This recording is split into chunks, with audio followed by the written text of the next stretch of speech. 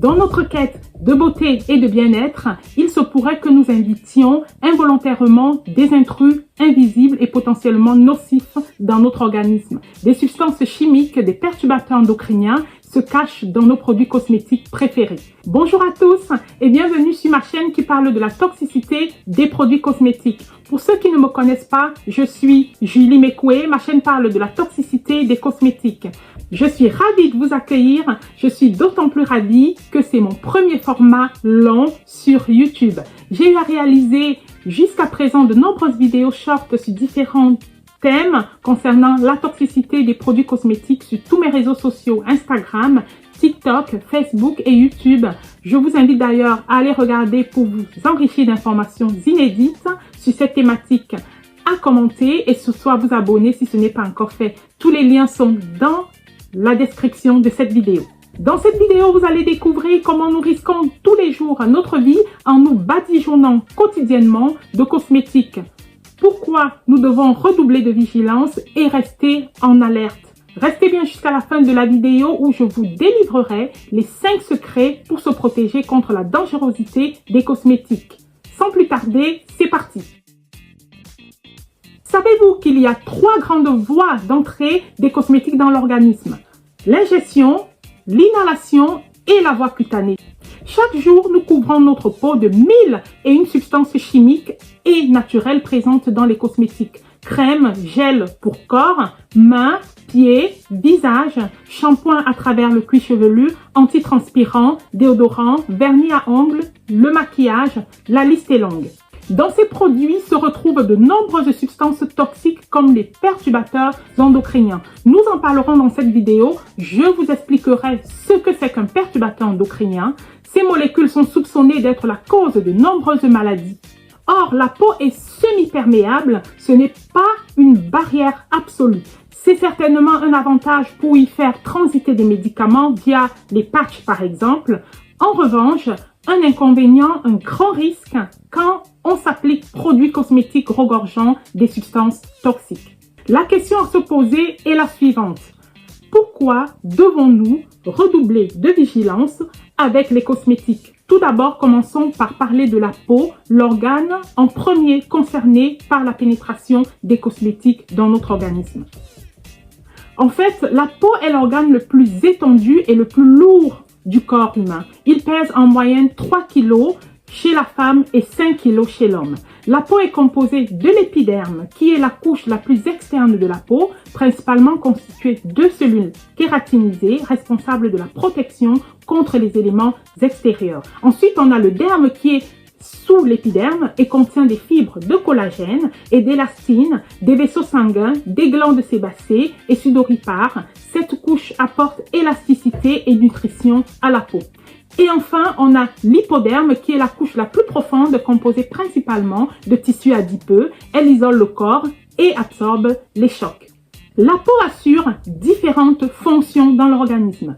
La protection contre les agressions mécaniques, les UV, les microbes. On a aussi la fonction de régulation thermique par la transpiration et la circulation sanguine. On a la fonction de sensation à travers les récepteurs sensoriels pour la douleur, la température, le toucher. On a également la fonction de production de la vitamine D essentielle pour la santé de nos os et du système immunitaire. Et enfin, la fonction qui nous intéresse plus particulièrement aujourd'hui, c'est la fonction de sélection ou encore de semi-perméabilité des produits venant de l'extérieur. Si cette fonction de semi-perméabilité permet d'utiliser la peau comme voie d'entrée pour administrer des médicaments, elle absorbe aussi toute une série d'autres substances.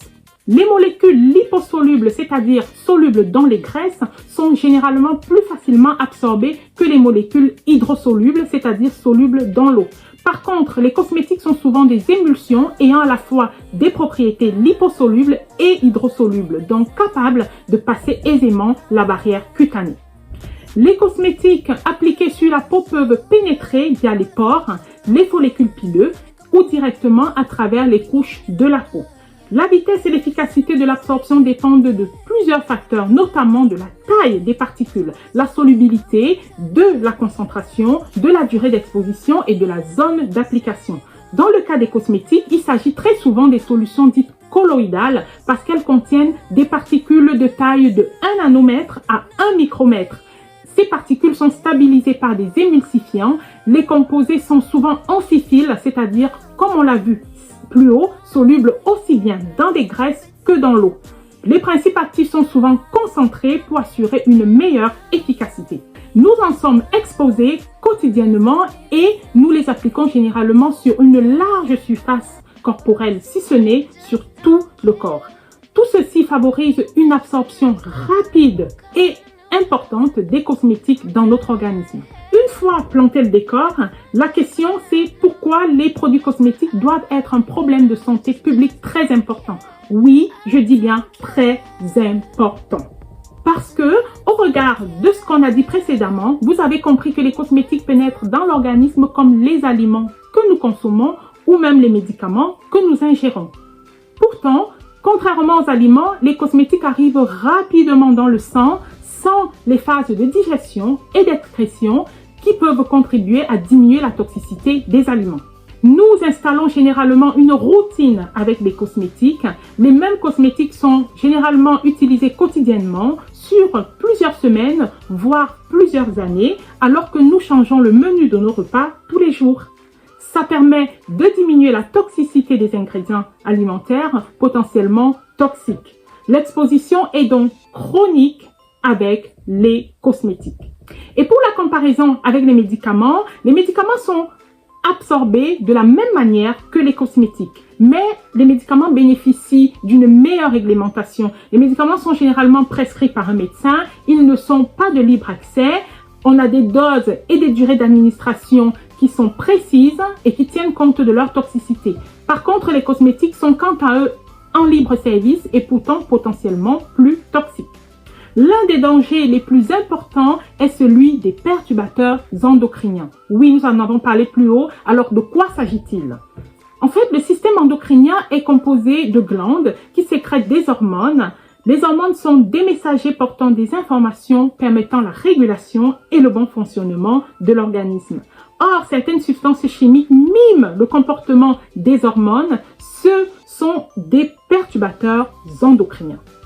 Ils se logent dans les récepteurs endocriniens et brouillent les informations, ce qui entraîne une sorte de déséquilibre comme les malformations génitales, les problèmes de fertilité, la puberté précoce, les cancers, les troubles métaboliques, la liste est longue.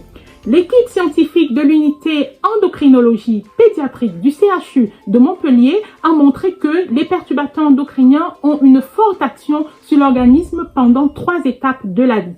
La vie fœtale, les premières années de vie et l'adolescence. Les facteurs de malformation génitale sont multipliés par 6. Et oui, vous avez bien compris, sont 6 fois plus importants lorsque la mère a été exposée aux cosmétiques pendant la grossesse, notamment certains shampoings, des crèmes ou d'autres produits du commerce. Le consommateur est donc abandonné à lui-même face à un danger de santé publique. Il est libre de consommer les cosmétiques de son choix, à la dose souhaitée, à la fréquence voulue et sans limitation du nombre pour le plus grand bonheur de l'industrie cosmétique.